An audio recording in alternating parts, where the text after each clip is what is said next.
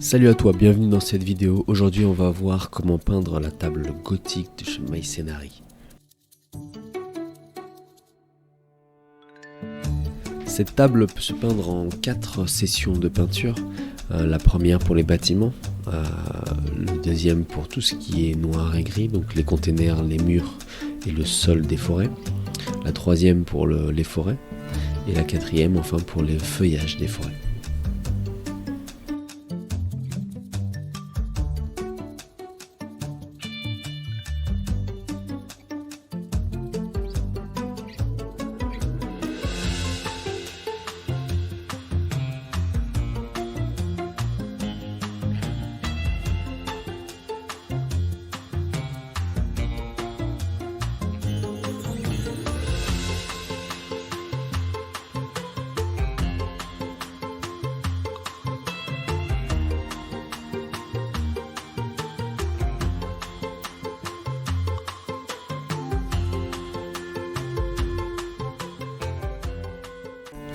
La première étape est de sous-coucher tous les éléments en noir matte black de chez Army Painter.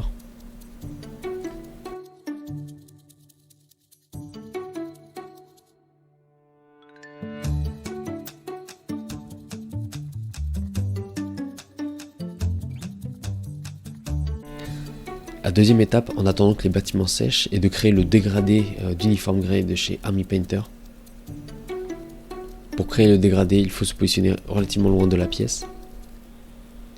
Et enfin, pour créer le contraste entre le noir et le gris, on peut appliquer des sheets par certains endroits sur la pièce pour être sûr que le gris soit pur, entre guillemets.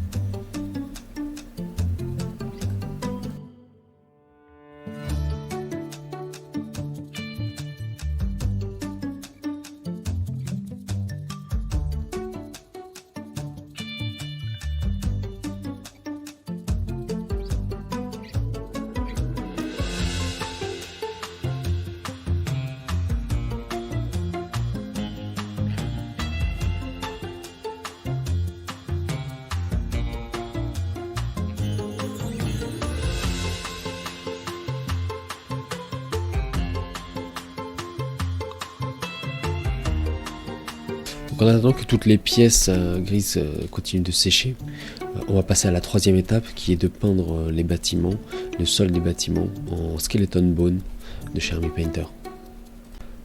Pour créer ce dégradé qui est uniquement sur les premiers niveaux, donc les pièces de premier niveau qui n'ont pas d'aimant en fait sous la pièce, donc ils n'ont pas les points les 3 points d'aimant.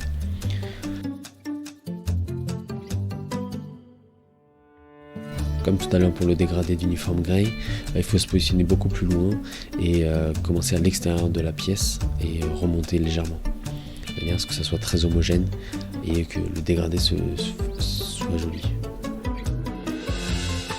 Si cela t'arrive de peindre donc le dégradé en bas de mur sur l'extérieur, sur un niveau 2 ou un niveau 3, c'est pas grave, tu peux repasser avec un trait de matte black pour être sûr que ça se voit plus et qu'il y ait de cohérence dans tous tes bâtiments.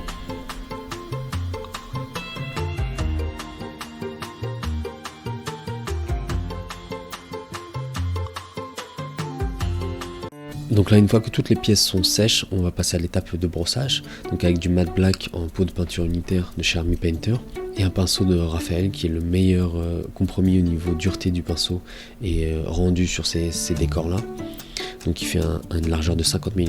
Donc là le but c'est d'appliquer vraiment de manière circulaire vu que c'est une surface plane sur les forêts. Et ensuite sur tous les bâtiments, murs et containers, d'appliquer dans le sens de l'horizontale, donc dans le sens des lignes en fait, d'impression, de manière à ce que ça soit le plus joli possible.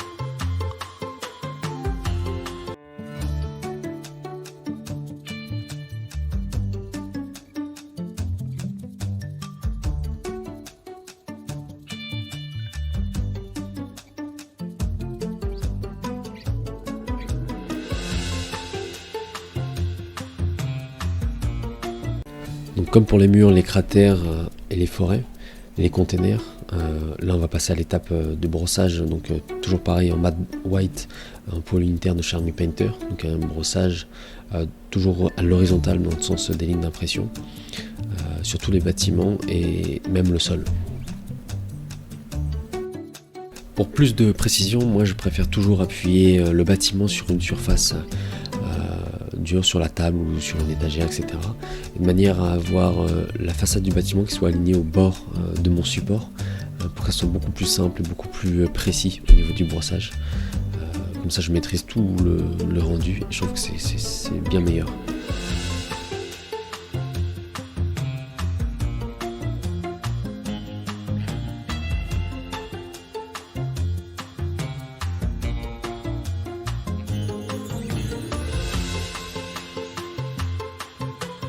Donc là on va passer sur le laser bound de chez Army Painter pour peindre les arbres des forêts.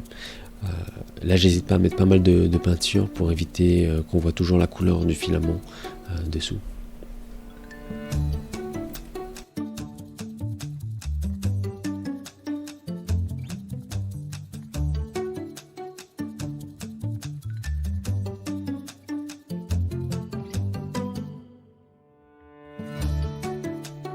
Ensuite, toujours pour les forêts, on va passer sur du Goblin Green de chez Army Painter et on va peindre donc tout le feuillage. Généralement, je l'étale à plat et je fais un premier passage comme ils sont positionnés en les mettant sur la table avec la bombe de peinture Goblin Green. Et ensuite, je les prends un à un et je viens combler tous les trous pour que le filament ne soit plus visible.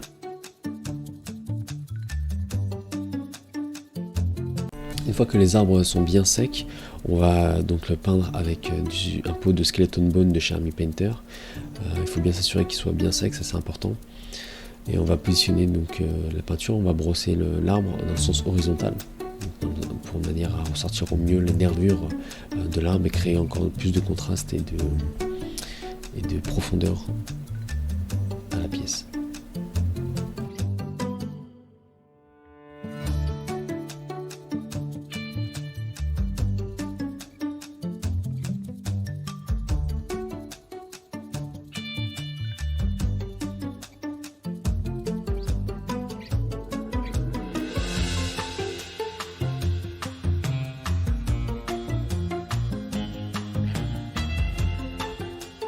Donc on répète l'opération avec du Skeleton Bone toujours sur le feuillage des arbres, pareil, toujours à l'horizontale.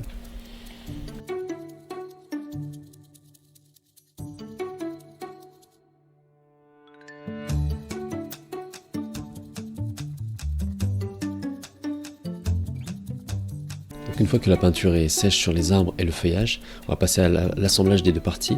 Moi j'utilise de la UU ou du Pattex Extreme Repair, qui se trouve dans n'importe quel supermarché ou même sur internet. La particularité en fait de cette colle, c'est qu'elle est relativement rapide pour sécher, mais elle est quand même assez, gélatineuse, donc c'est du gel, donc ça permet de bien positionner et de mettre relativement beaucoup de peinture sans que ça se dégouline sur l'arbre ou quoi. J'avais essayé avec de la super glue et c'était trop compliqué. Et le fait d'avoir cette épaisseur qui est assez dense, donc cette texture de gel, ça permet d'être sûr que le feuillage soit en contact avec les branches, quelle que soit sa position.